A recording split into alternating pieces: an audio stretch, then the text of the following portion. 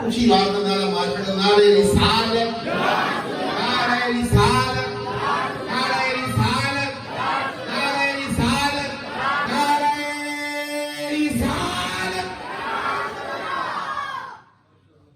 نحمده ونصلي ونسلم على رسوله الكريم اما بعد فاعوذ بالله من الشيطان الرجيم بسم الله الرحمن الرحيم قال رسول الله صلى الله عليه وسلم الحمد لله الذي جعلني فاتحا وخاتما صدق الله مولانا العظيم ان الله وملائكته يصلون على النبي يا ايها الذين امنوا صلوا عليه وسلموا تسليما صلى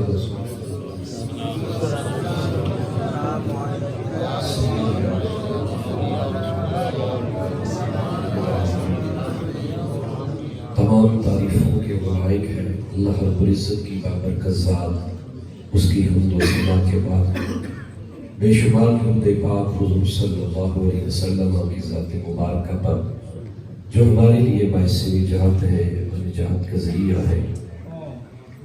حقیقت تو یہ ہے، میں بس یوں ہی سمجھے اس محفل پاک کا ایک ماحول، اس کو ایک روشنی کی طرف لے کے جاؤں، چونکہ اس روشنی کے بعد جو آپ نے سورج اور محبت بڑا پیغام اس عظیم شخصیت سے سننا ہے، استاذی و استاذ العلماء، استاذ المشائخ حضور قبلہ مناظر اسلام حضرت علامہ یادگار اسلام قاضی محمد یوسف صاحب دامت برکاتہ العالیہ۔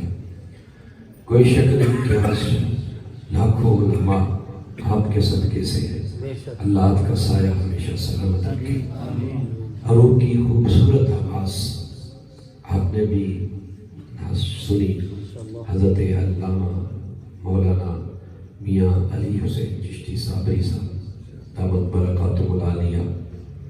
اور میں چاہوں گا کہ سب علماء کے نام لے، میں عمران بھائی سے بھی کہہ رہا تھا کہ علماء تشریف فرمائے، زمین پر اگر کرسیاں ہوں تو سب کو بٹھایا جائے، پھر شاید اس میں کیا حکمت تھی، کوئی مل نہیں پائی، ورنہ حقیقت یہ ہے کہ یہ علماء زمین پر نہیں، یہ وہ ہستیاں ہیں، یہ دین کے سپاہی ہیں، یہ دین کے پہرے دار ہیں، جن کی وجہ سے اللہ کا دین آج بھی قائم ہے۔ اس کی وجہ یہ ہے، حضور علیہ السلام نے یعنی حدیث پاک میں واضح طور پر ارشاد فرمایا، یہ نہیں فرمایا کہ علم اٹھا لیا جائے گا، علم بعد میں اٹھایا جائے گا، علماء کو پہلے اٹھایا جائے گا۔ جب علماء نہ رہے تو پھر علم، ان کی قدر، ان کا وقار، ان کی عظمت اسی وجہ سے ہے۔ اور ہر کسی کی کوئی وراثت ہوتی ہے، دنیا کی وراثت ہوتی ہے، اور دنیا کا انسان وارث ہوتا ہے۔ دنیا کی وراثت بھی فانی ہے، دنیا کا وارث بھی فانی ہے۔ دنیا کی وراثت بھی فانی ہے، دنیا کا وارث بھی فانی ہے۔ اللہ کی عزت کی قسم، مصطفیٰ کا وارث بھی ہمیشہ ہے، حضور کا وارث بھی ہمیشہ ہے، حضور کی وراثت بھی ہمیشہ ہے۔ حضور انبیاء کی وراثت کیا ہے؟ یہ علم۔ اللہ ان کو سلامت رکھے، عزت وقار عطا فرمائے۔ تو قبلہ قاضی صاحب ہی ملاد شریف بیان فرمائیں گے۔ میں انتہائی اختصار کے ساتھ، مسلسل آپ یقین کریں گے کہ میں اپنی بات کرنے لگا ہوں، میرے اتنے خوبصورت چہرے بیٹھے ہیں، میں آج دیکھ کے بس ان کو ہی خوش ہو گیا ہوں۔ اللہ کی قسم ہے، یہ چہرے دیکھ کے آپ میڈیا پہ، سوشل میڈیا پہ، ٹی وی چینلز پہ آپ احباب دیکھتے رہتے ہیں، مگر میرا آج دل یہ کر رہا تھا کہ میں اپنے بزرگوں کو دیکھوں، اور کئی بزرگوں کو دیکھ کر میری آنکھوں میں آج آنسو بھی آ رہے تھے کہ کہاں یہ حاجی عطا محمد ٹال والے کا بیٹا، اور کہاں اللہ نے آج عزت دی ہے۔ تو یہ ساری میں سمجھتا ہوں، سمجھتا نہیں، یہ میرے پاک جی کا صدقہ ہے، یقین کی۔ یہ 88 کی بات ہے، آپ کیوں قاری صاحب، یہ 88 کی بات ہے، آج سے تقریباً 35 یا 34 ایئرز اولڈ پہلے کی بات دیکھ لیں، جب قاضی صاحب کی بلاہی نے ابا جی سے کہا تھا، حاجی صاحب میں بچہ نہیں ہوتے، جو قاضی صاحب ہمارے میں گوا میں سی جی میرے سامنے قاضی صاحب سے الکوٹ لے کر گئے. اللہ تعالیٰ میں نے ساتھ قائم رکھی. اور الحمدللہ آج کوئی ایسی جگہ نہیں جہاں نہیں جانا ہوتا, بہت بہت دور بھی, یورپ تک, لیکن الحمدللہ ہمیں دل ہی نہیں کرتا کہ وہاں جائیں, کہ حضور نے جو یہاں عزت عطا فرمائی ہے وہ وہاں خاموش ہو جاتی ہے. میں آپ احباب سے بھی ضرور کہوں گا, آپ احباب سے میں ضرور کہوں گا, خدا کے لیے اپنا اپنا ایک بچہ دین کے لیے وقف کرے. اور اگر کوئی مشکل پڑے تو جس طرح قاضی صاحب کی بلا نے اس بندہ فقیر کی پوری رہنمائی کی, مالی بھی رہنمائی کی, ہر اعتبار سے رہنمائی کی, خدا کی عزت کی قسم میں سب بھائیوں کو کہتا ہوں, یہ میرے بزرگ بیٹھے, آپ اپنے بچے دیں, یہ فقیر انشاءاللہ عالم بھی بنوائے گا, مالی خدمت بھی کروائے گا. آپ کو کسی چیز کی فکر نہیں آنے چاہیے, بس اپنے بچے دیں, انشاءاللہ عالم بنا کے دیں گے. تو جس طرح کا آپ حکم کریں گے انشاءاللہ یہ آپ کا بیٹا, آپ کا بھائی آپ کے لیے حاضر ہے. قاضیت تو باجی ہم تو یہی کہتے ہیں, تو انشاءاللہ میلاد شریف یہ بیان کریں گے, لیکن اس وقت جو کرنٹ ایشو ہے سب سے زیادہ وہ یہ ہے, دوستو یاد رکھو, ایک مقصد حیات ہوتا ہے, ایک ضرورت حیات ہوتا ہے. ایک مقصد حیات, زندگی کا مقصد کیا ہے اور زندگی کی ضرورت کیا ہے. اور دوسری بات یہ ہے, ایک ضرورت ہوتی ہے, ایک خواہش ہوتی ہے. ایک ضرورت ہوتی ہے, میں نے خطبہ بھی تھوڑا سا پڑھا, ایک ضرورت ہوتی ہے اور ایک خواہش ہوتی ہے. جب ضرورت کی بات ہوتی ہے نا تو ضرورت فقیر بھی پوری کر لیتا ہے. ضرورت جو ہے وہ فقیر کی بھی پوری ہو جاتی ہے, اور خواہش تو بادشاہوں کی بھی پوری نہیں ہوتی. ضرورت پوری کرنے کی جب بات آتی ہے, ضرورت فقیر بھی اپنی پوری کر لیتا ہے, اور جب خواہش کی بات آتی ہے نا تو پھر خواہش تو بادشاہوں کی بھی باقی رہتی ہے. سب کچھ ہونے کے باوجود بھی بادشاہوں کی خواہش, ہر بندے کی خواہش باقی رہتی ہے. میں عرض یہ کرنا چاہتا ہوں, آج ہر بندہ کہتا ہے میرا گریڈ اوپر ہو, میرا سکیل اوپر چلا جائے. چوتھے سکیل کا بندہ کہے گا کہ 7واں مل جائے, 7ویں والا کہے گا مجھے 10واں مل جائے. مل گیا, کیا راضی ہے تیری خواہش کے مطابق تجھے سکیل مل گیا؟ وہ کہے گا کاش مجھے 15واں مل جائے, جو موجے 15 میں ہے, سکیل میں ہے, وہ کسی اور میں کیا, 15 سکیل بھی مل گیا. پھر کہے گا کاش جو عزت وقار 17ویں یا 18ویں سکیل میں ہے وہ کسی اور میں نہیں ہے, کاش 18واں 17واں سکیل مل جائے, وہ گریڈ مل جائے. وہ بھی گریڈ مل گیا. تو اسے پوچھا گیا کیا تو خوش ہے؟ وہ کہے گا خوش تو ہوں, مگر جو مزہ 20ویں گریڈ میں ہے وہ کسی اور میں ہے ہی نہیں. 20ویں گریڈ کی موجیں اپنی ہیں, نوکر ملیں گے, گاڑی ملے گی, پروٹوکول ہوگا, وہ 20ویں گریڈ کے افسر کی شان ہی کچھ اور ہے. 20واں گریڈ بھی مل گیا, کہا اب خوش ہو کہتا ہے خوش تو ہوں, مگر جو مزہ 21ویں گریڈ میں ہے وہ شاید کسی اور میں نہیں ہے, اور پروٹوکول مل گیا. 21واں گریڈ بھی مل گیا, کہا اب خوش ہو. وہ کہے گا نہیں, جو آخری گریڈنگ میں سب سے آخری سکیل گریڈ ہے وہ 22واں ہے, کہا جو 22واں مل جائے نا تو پھر میں خوش ہو جاتا ہوں. 22واں گریڈ بھی بائی منشا مل گیا ہے, اس سے اوپر کیا ہے, سب کچھ مل گیا. جب اسے یہ پوچھا گیا اب خوش ہو, 22واں گریڈ تجھے مل گیا ہے, کہتا ہے خوش تو ہوں, خواہش باقی ہے. اب گریڈنگ تو ختم ہو گئی, دنیا کی گریڈنگ یہی ہے, ایک دنیا کا پلیٹ فارم ہے, ایک دنیا کی گریڈنگ ہے, اور ایک اللہ کی گریڈنگ ہے, ایک اللہ کا پلیٹ فارم ہے, ایک اللہ کا پلیٹ فارم ہے, اور ایک اللہ کی گریڈنگ ہے. اب 22ویں کے آگے کچھ ہے ہی نہیں. اب 22ویں کے آگے بے شک گریڈ ختم ہو جاتے ہیں, یہ سرکاری عہدوں تک گریڈنگ ہوتی ہے. 22ویں افسر مل گیا, کہنے لگا جو وزارت میں ہے وہ 22ویں گریڈ میں تو نہیں. جو وزارت میں مزہ ہے وہ 22واں گریڈ بھی تو وزیر کا تابع دار ہوتا ہے نا, جہاں مرضی ڈی پی او کو لگائے, ڈی سی او کو لگائے.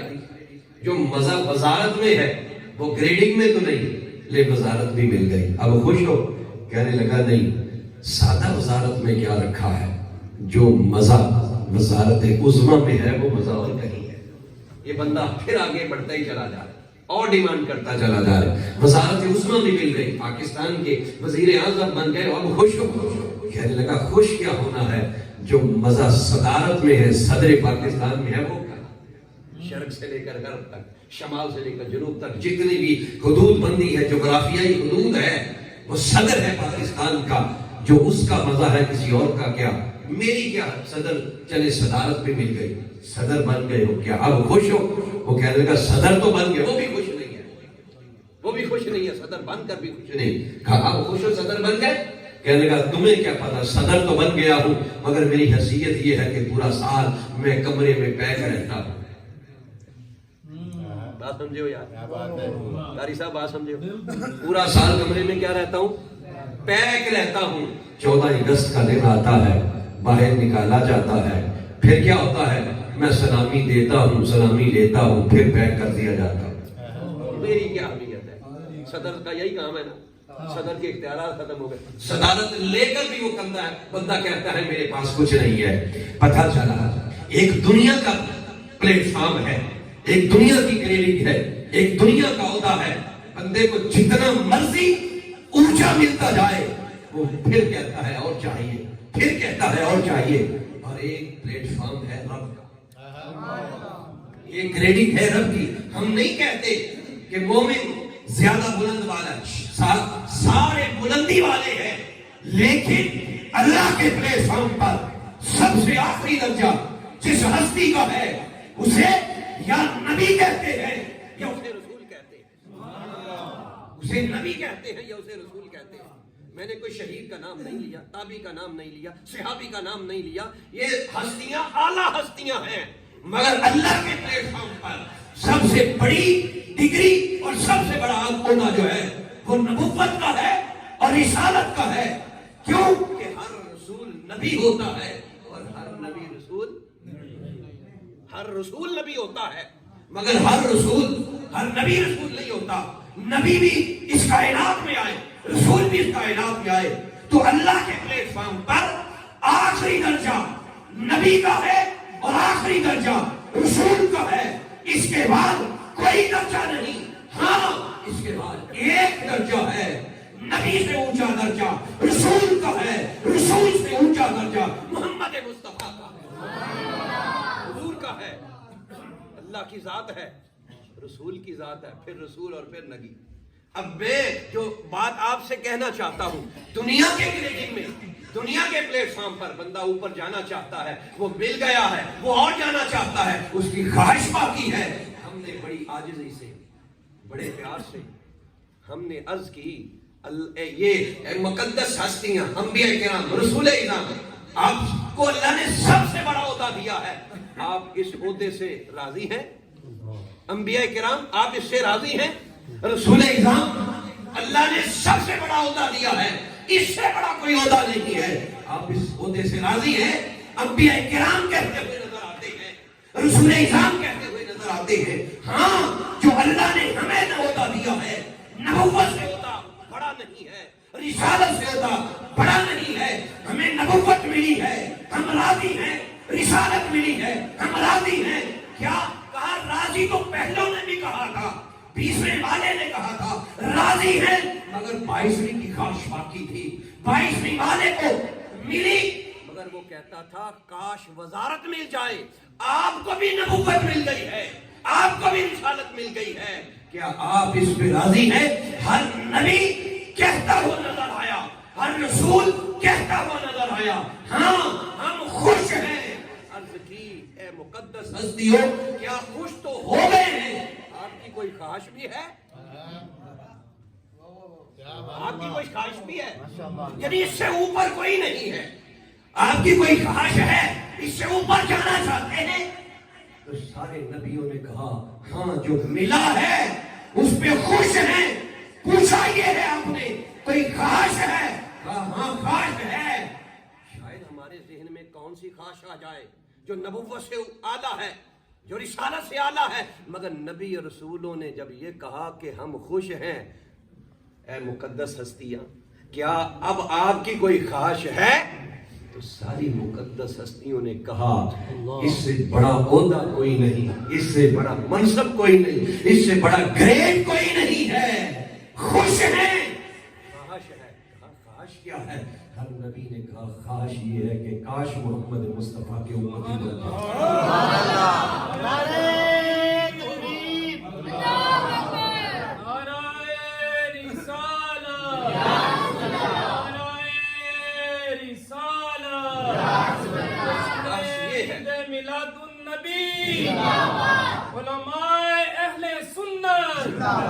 ایک ہر نبی اور رسول نے کیا کہا، کاش ہم حضور کے کیا ہے. اب آئیے ایک اور بات کی طرف، پھر میں نے جو حدیث پڑھی ہے اس کے ترجمے کی طرف چلتے ہیں. آج کی نقابت علامہ صاحب ماشاءاللہ آپ نے کی ہے دنیا کے پلیٹ فارم پر. ایک اور مثال لیں، دنیا کے پلیٹ فارم پر نقیب ایک ہوتا ہے. یہ بات بھی بڑی سمجھنے والی ہے. دنیا کے پلیٹ فارم پر نقیب ایک ہوتا ہے، مہمان زیادہ ہوتا ہے. کیسے؟ نقیب ایک ہوتا ہے، تلاوت کرنے والا مہمان نمبر 1، نعت پڑھنے والا مہمان نمبر 2، پھر نعت پڑھنے والا مہمان نمبر 3، تقریر کرنے والا مہمان نمبر 4، پھر تقریر کرنے والا، پھر مہمان، دعا کرنے والا، پھر مہمان، خصوصی آمد، پھر مہمان. پتہ چلا کہ دنیا کے پلیٹ فارم پر ایک نقیب ہوتا ہے. اور میں یہ عرض کروں، نقابت کی تعریف غلط کسی اور انداز میں کی جاتی ہے. نقب لگانے والا، نقابت کی تعریف بڑی کمال کی ہے. علامہ اوزائی نے اس کی تعریف بڑی کمال کی کہ کہتے ہیں الدائی الی المدعا، اسم فاعل کا صیغہ ہے نا، الدائی دعوت دینے والا. الدائی الی المدعا کہتے ہیں نقیب وہ ہوتا ہے جو منظر کو دعوت دیتا ہے.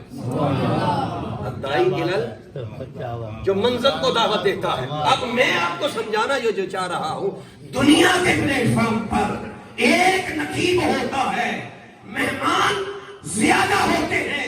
کبھی تلاوت کرنے والا وہ مہمان بنتا ہے، کبھی نعت پڑھنے والا وہ مہمان بنتا ہے، کبھی تقریر کرنے والا وہ مہمان بنتا ہے، کبھی دعا کرنے والا وہ مہمان بنتا ہے، کبھی خصوصی آمد والا وہ مہمان بنتا ہے.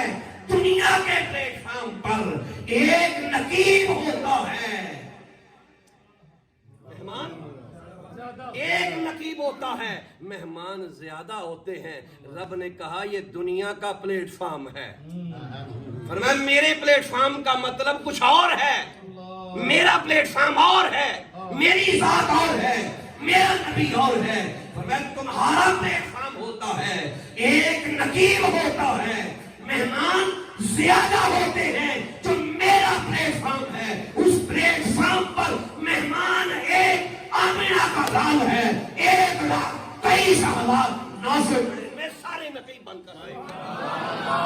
نعرہ تکبیر، نعرہ رسالت، آمد مصطفیٰ، آمد مصطفیٰ، جشن عید میلاد النبی.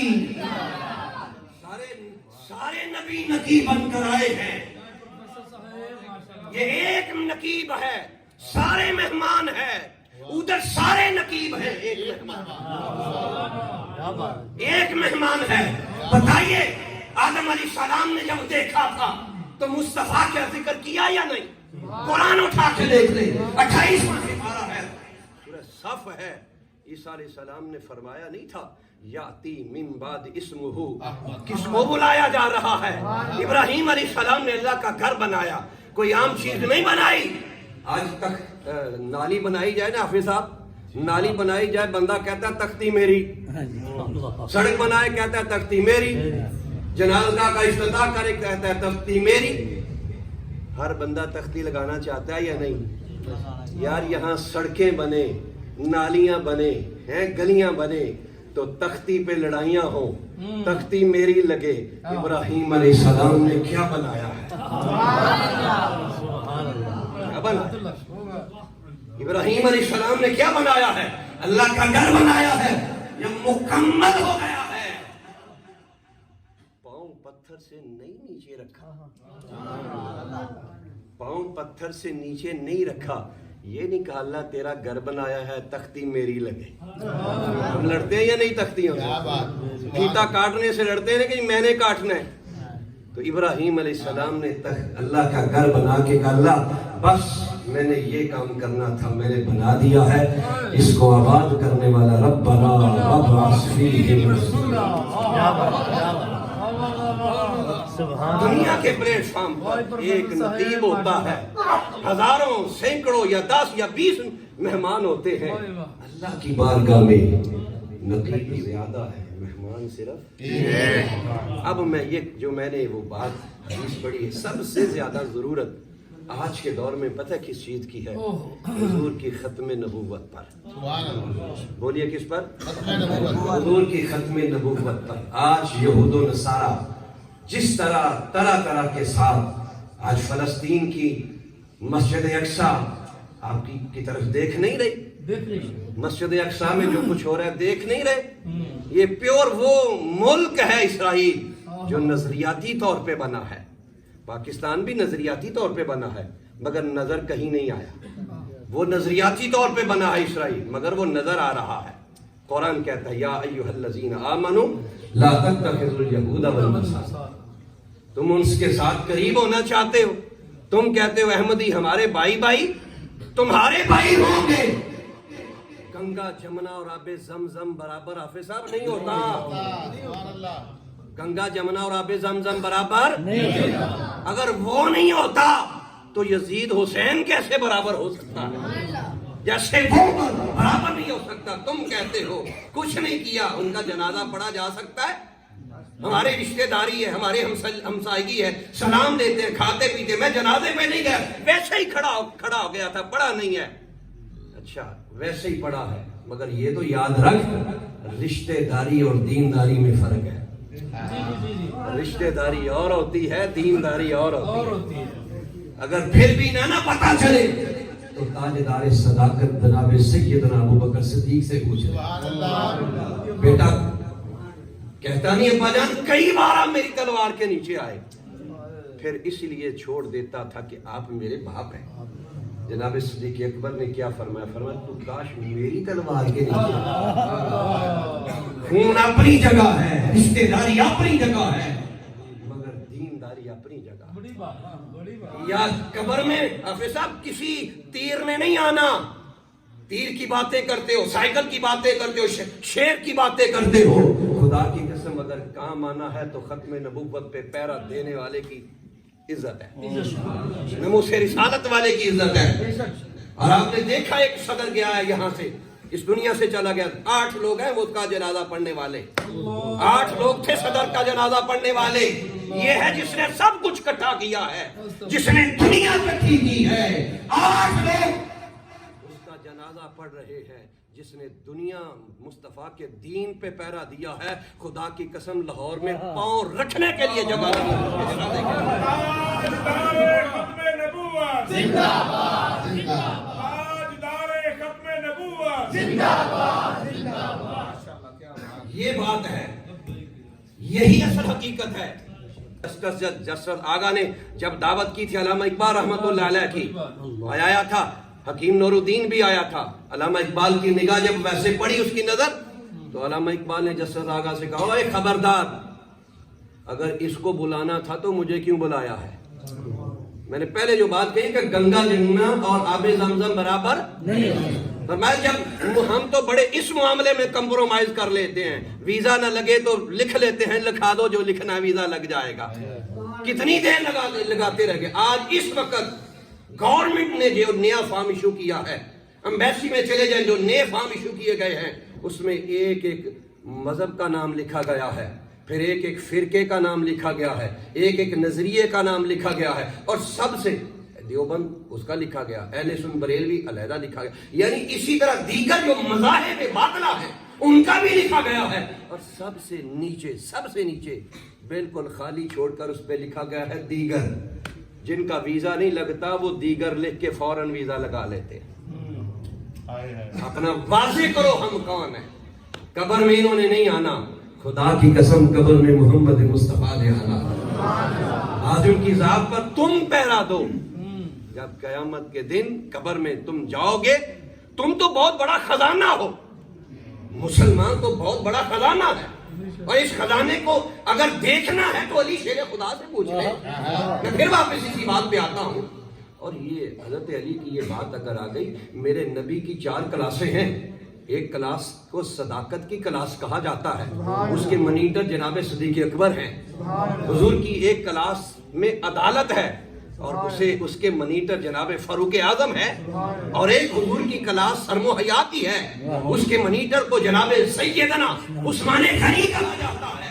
اسی طرح میرے نبی کی ایک علمی کلاس بھی ہے. حضور کی ایک علمی کلاس بھی ہے، اور حضور کی اس علمی کلاس کے مانیٹر کو جناب علی شیر خدا کہا جاتا ہے۔ ہندو نے سوال کیا تھا، ہندو نے سوال کیا تھا، علی ایک سوال کا جواب تو دو۔ آپ نے فرمایا پوچھ، یہ تو ہو ہی نہیں سکتا سوال علی سے کیا جائے اور جواب نہ ملے، اب پوچھ، کیا پوچھنا چاہتا ہے؟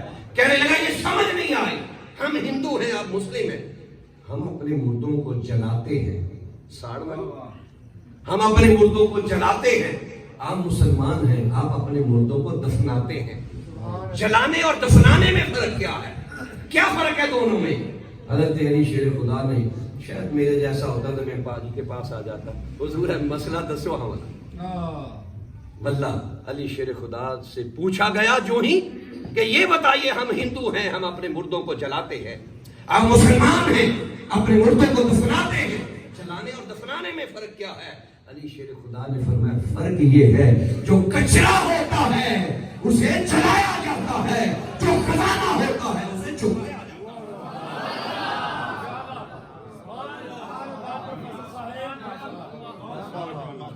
جو کچرا ہوتا ہے اسے ساڑ دیا جاتا ہے، جلایا دیا جاتا ہے، جو خزانہ ہوتا ہے اسے چھپایا جاتا ہے۔ خزانے کو چھپایا جاتا ہے، خزانے کو چھپایا جاتا ہے۔ یہ صرف یہی نہیں، ماں اور باپ ایک خزانہ ہے، یہ مت ہم سمجھے کہ ماں باپ دنیا سے چلے گئے، خزانہ چلا گیا۔ اللہ نے ان کو اوپر مٹی کا ڈھیر رکھ کے کہا یہ خزانہ پڑا ہے، یہ خزانہ تیرا پڑا ہے، دنیا میں بھی خزانہ ہے۔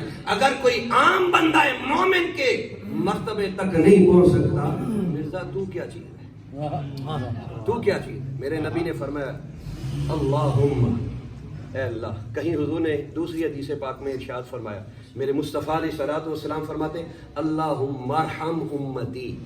اچھا یہ ایک اور حدیث ہے، کبھی حضور فرماتے ہیں اللہم ارحم امتی، اے اللہ میری امت پر کیا کر، رحم فرما۔ یار کتنا پیارا جملہ ہے۔ اور آگے ایک اور حدیث پاک میں حضور نے کیا فرمایا، یہ ترمذی شریف کی حدیث پاک ہے، میرے مصطفیٰ نے فرمایا اللہم ارحم خلفائی، اللہم ارحم خلفائی، یا اللہ میرے خلفاء پہ رحم فرما۔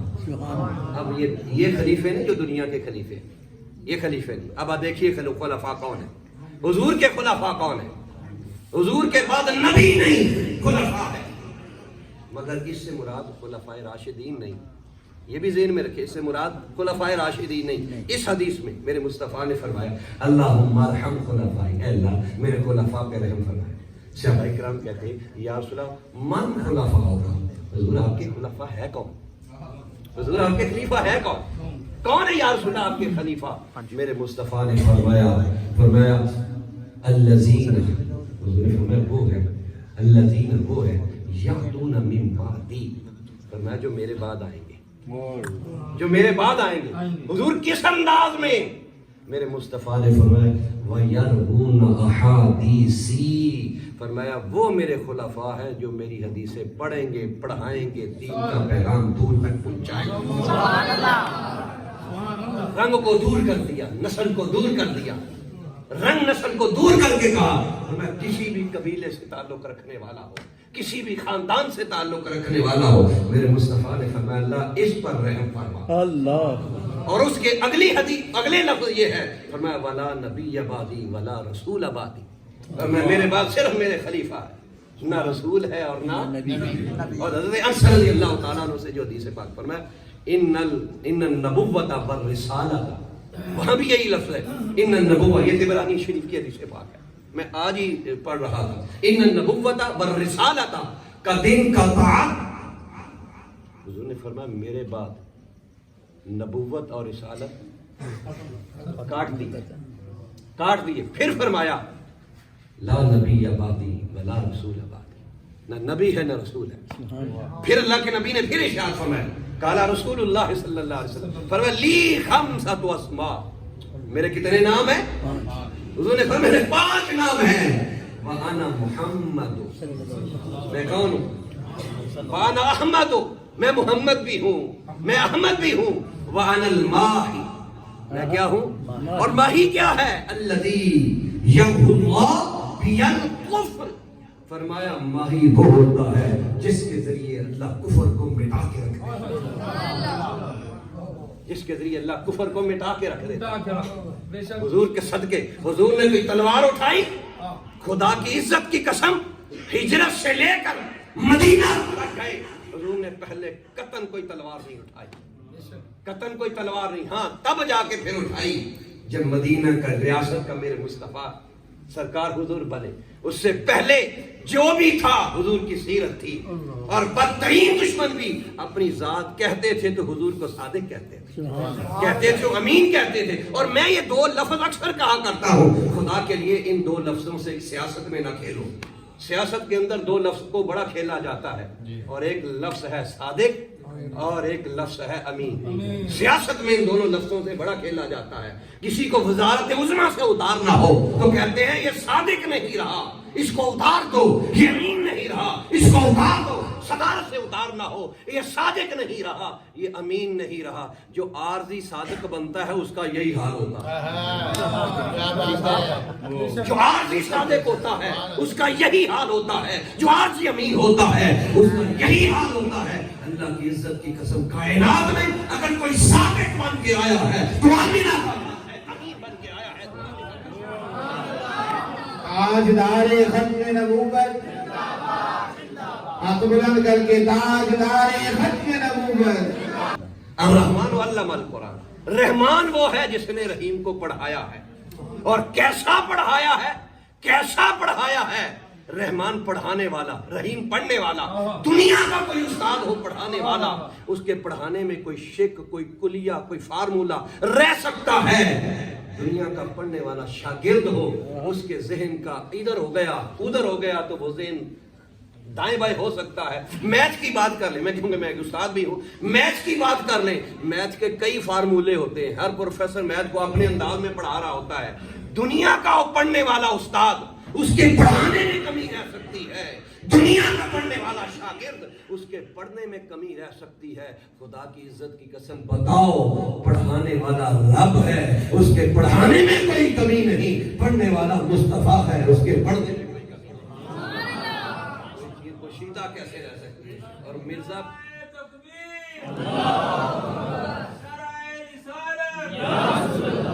حضور پڑھ کر آئے، وہ پڑھ کر آئے، وہ بھولنے والے نہیں۔ تو تو بات بات پر بھولتا ہے، تو تو بات بات پر بھولتا ہے، دائیں بائیں کہاں جا رہا ہے، تو تو بات بات پر بھولتا ہے۔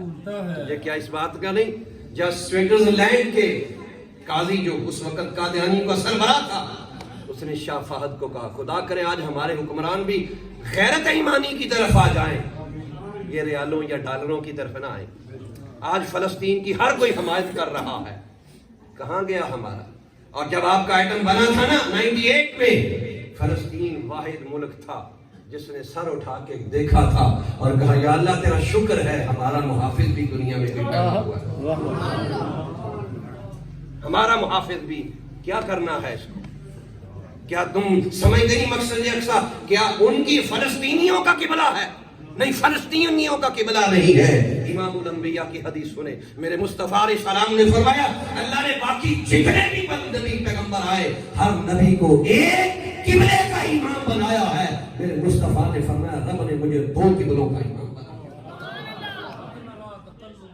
حضور دو قبلوں کے امام بن کر آئے۔ مسجد اقصی ہماری طرف دیکھ رہی ہے، مسجد اقصی انتظار کر رہی ہے، کہاں گیا ایمان ہمارا؟ جب وہ واپس آیا سوئٹزرلینڈ کا آنا چاہ رہا تھا نا حج کرنے کے لیے، اس نے شاہ فہد کو، اس دور میں شاہ فہد کو اس نے کہا تھا جناب میں حج کرنے کے لیے آنا چاہ رہا ہوں، اجازت ہے؟ سنیے شاہ فہد کے جملے کیا تھے اس حاکم کے لیے، قادیانی کے سربراہ کے لیے، وقت کا وہ بھی حاکم تھا اور اپنے علاقے کا ایک گورنر تھا۔ فرمایا یاد رکھ جس انداز سے تو آ رہا ہے یہ قابل قبول نہیں، جس نظریے سے تو آ رہا ہے یہ قابل قبول نہیں، نظریہ بدل کر آ۔ سعودی عرب بھی تیرا ہے، جان بھی تیری ہے، مال بھی تیرا ہے، پروٹوکول بھی تیرا ہے، عزت بھی تیری ہے، ہماری اولادیں بھی تیری ہیں، مگر نظریہ بدل کے آ۔ اور اگر نظریہ نہ بدل کے آیا تو پھر یاد رکھ یہ سرزمین حجاز ہے۔ ہمارے پیشوا جناب سیدنا صدیق اکبر نے جو حال کیا تھا وہی حال تمہارا شاہ فہد کے ہاتھوں میں۔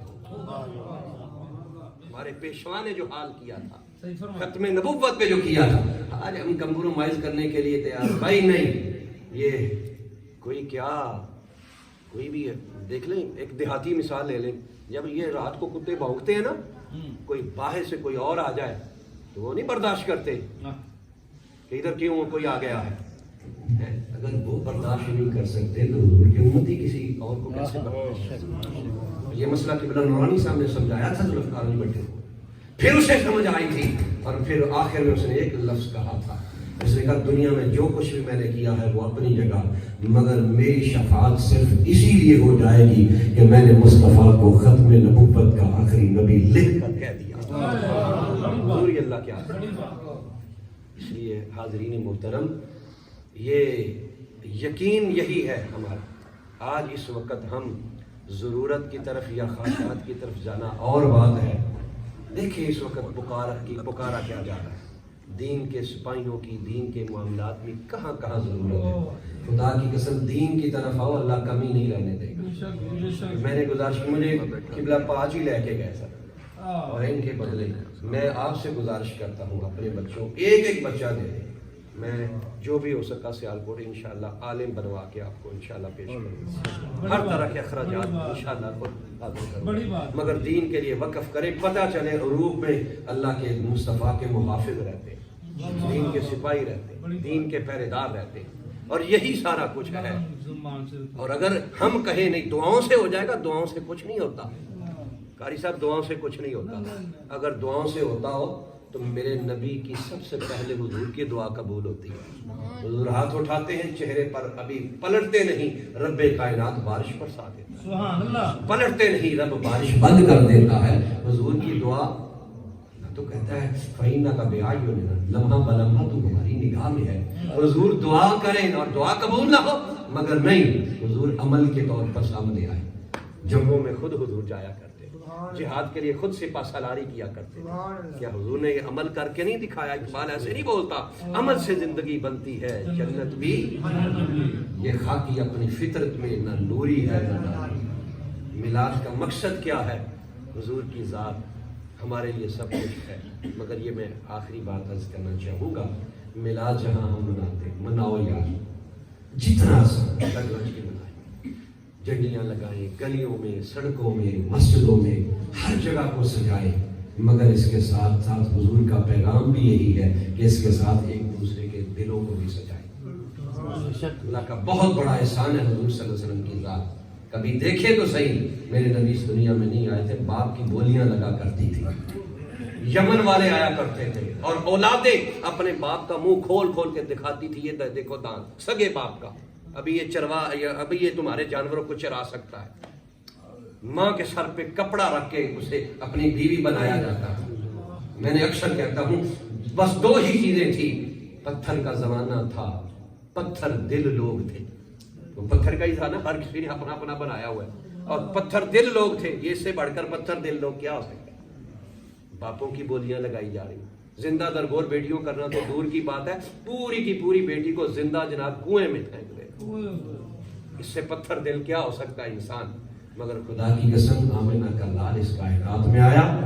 پھر کیا فرمایا میرے نبی نے؟ فرمایا جس کو اللہ نے بیٹی دی، پرورش کی، پڑھایا، لکھایا، پھر فرمایا قیامت کے دن میرے ساتھ وہ ایسے ہی.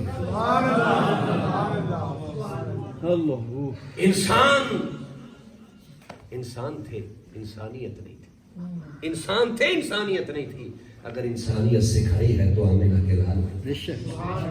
انسانیت سکھائی ہے تو حضور علیہ الصلوۃ والسلام کی ذات نے انسانیت سکھائی. یہ طریقہ ہے، وہ طریقہ ہے.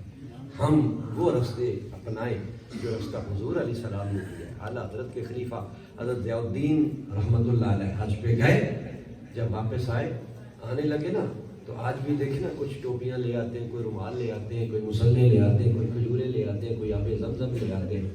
تو وہ بھی لے کے آنے لگے. دکان پہ گئے، کپڑا پسند آیا، اتارنے لگے. دکاندار کو کہا یہ کپڑا مجھے دے دو. دکاندار کہہ رہے تم سامنے دکان سے جا کے لے.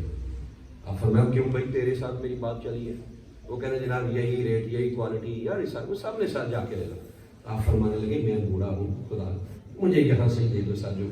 پھر جو تب 3-4 بار یہ بات میں تکرار ہوا نا، پھر دکاندار نے پتہ کیا کہا؟ دکاندار نے کہا سچی بات تو یہ ہے میری یہی دکان ہے، وہ میری سامنے دکان نہیں ہے، میری یہی دکان ہے، سامنے والی نہیں ہے، یہی میری ہے۔ تو آپ فرمانے لگے پھر مجھے سامنے کیوں بھیج رہا ہے؟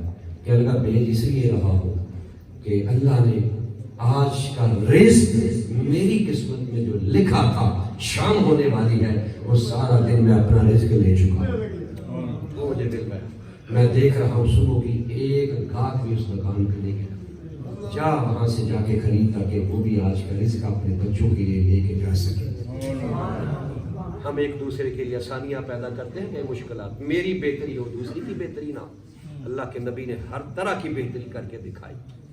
تم دوسروں پر آسانیاں کرو، آسمان والا رب تمہارے لیے آسان کوئی ہے ہی نہیں جو دوسری۔ تو اس سے بڑھ کر اور کیا بات ہو سکتی ہے یار؟ ایک نقیب اور سارے مہمان، اور سارے نقیب اور ایک مہمان، وہ واقعی مہمان ہی ہے۔ اس رب نے تو کہا تھا میں نے تو اپنا خدا ہونا بھی ظاہر نہیں کرنا تھا، اگر کیا ہے تو حضور کے ساتھ۔ اسی اختصار کے ساتھ اللہ کریم ہماری